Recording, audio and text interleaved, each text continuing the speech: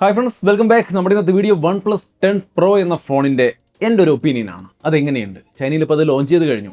ഇത് അത്യാവശ്യം നല്ലൊരു ഫോണാണ്. അതായത് നമുക്ക് അവിടെ ഷവോമിയുടെ ഒരു ഫോണുണ്ട്, ഫ്ലാഗ്ഷിപ്പ് ഫോണുണ്ട്, ഐക്യുവിൻ്റെ ഫോണുണ്ട്. ബട്ട് ഇവരുമായിട്ടൊക്കെ കമ്പയർ ചെയ്താലും ആ റേഞ്ചിൽ OnePlusൻ്റെ ഒരു നല്ല ഫോണായിട്ട് OnePlus 10 Pro തീർച്ചയായിട്ടും നിൽക്കും. സോ OnePlus ഫാൻസിനെ സംബന്ധിച്ച് നല്ലൊരു വാർത്തയാണ് OnePlusൻ്റെ ഒരു നല്ല ഫോൺ നല്ലൊരു വാല്യൂവിൽ വരുന്നു എന്നുള്ളത്.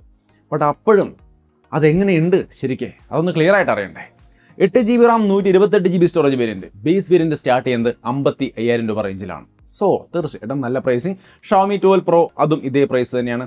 iQOO 9 Pro ഏകദേശം ഇത് തന്നെയാണ് നമുക്ക് കണക്കാക്കാം. അപ്പോൾ ഈ ഒരു റേഞ്ചിലാണ് ഈ ഒരു ഫോൺ ലോഞ്ച് ചെയ്യുന്നത്. സോ എന്തൊക്കെയാണ് ഇതിൻ്റെ ഹൈലൈറ്റ്സ്? 6.7 ഇഞ്ച് വരുന്ന quad HD 3D curved AMOLED display, LTPO display ആണ്. LTPO എന്ന് പറഞ്ഞാൽ നിങ്ങൾക്ക് അറിയാലോ അല്ലേ, 120 ഹെർട്സിൻ്റെ ഡിസ്പ്ലേ.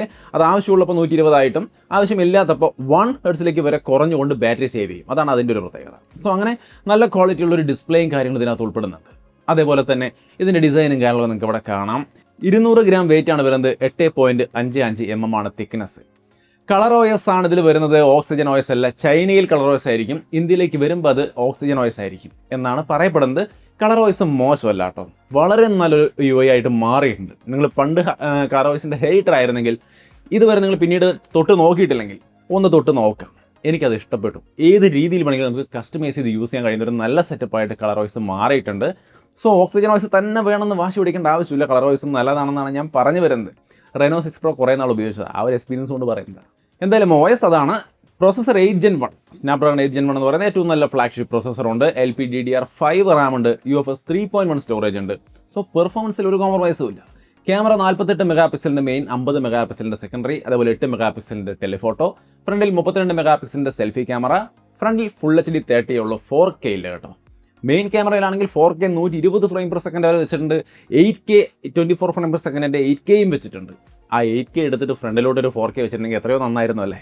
എന്തായാലും ഇവിടെ ബാക്കിലാണ് മെയിൻ ക്യാമറ സെറ്റപ്പ് ഒക്കെ വരുന്നത്. ഫ്രണ്ടിൽ സാധാ ഫുൾ HD ഉള്ളൂ, പക്ഷേ 32 മെഗാ പിക്സലിൻ്റെ സെൽഫി ക്യാമറയുണ്ട്.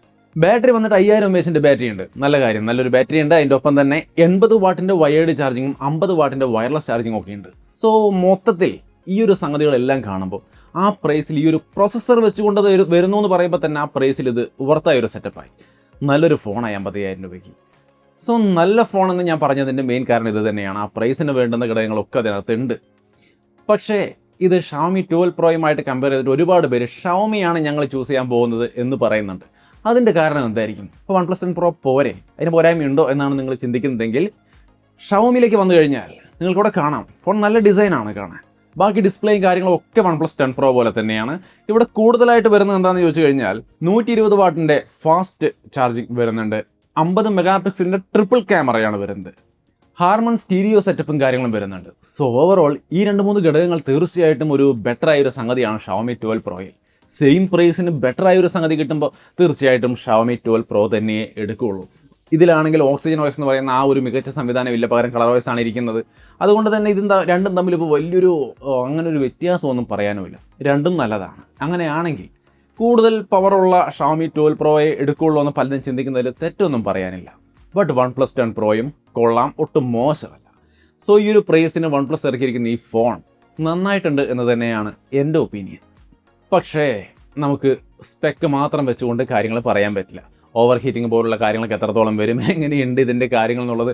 പിന്നെ പ്രധാനമായിട്ടും OnePlusൻ്റെ കഴിഞ്ഞ നോഡിൻ്റെ കാര്യം നമുക്കറിയാം, പലയിടത്തും പൊട്ടിത്തെറിയൊക്കെ ഉണ്ടായിട്ടുണ്ട്. സോ ഈ ഫോൺ വരുമ്പോൾ എങ്ങനെയുണ്ടാവും, പൊട്ടിത്തെറിക്കുമെന്നൊക്കെ നമുക്ക് കുറച്ചൊന്ന് വെയിറ്റ് ചെയ്ത് തന്നെ കാത്തിരുന്ന് തന്നെ കാണേണ്ട ഒരു അവസ്ഥയാണുള്ളത്.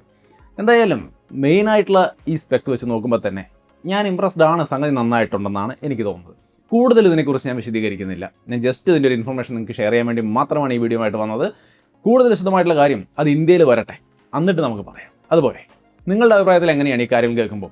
ഷവോമി 12 Pro ആയിട്ട് കമ്പയർ ചെയ്യുമ്പോൾ നിങ്ങൾ ഷവോമി 12 Pro എടുക്കുമോ അതോ OnePlus 10 Pro എടുക്കും? നിങ്ങളുടെ അഭിപ്രായങ്ങൾ ഞാൻ കമൻറ്റിൽ പ്രതീക്ഷിക്കുന്നുണ്ട്. സോ അത്രയുമാണ് നമ്മുടെ ഇന്നത്തെ ഒരു ചെറിയ വീഡിയോ. കൂടുതൽ ടെക്നോളജി വാർത്തകളുമായിട്ട് നമുക്ക് അടുത്തൊരു വീഡിയോ കണ്ടുമുട്ടാം.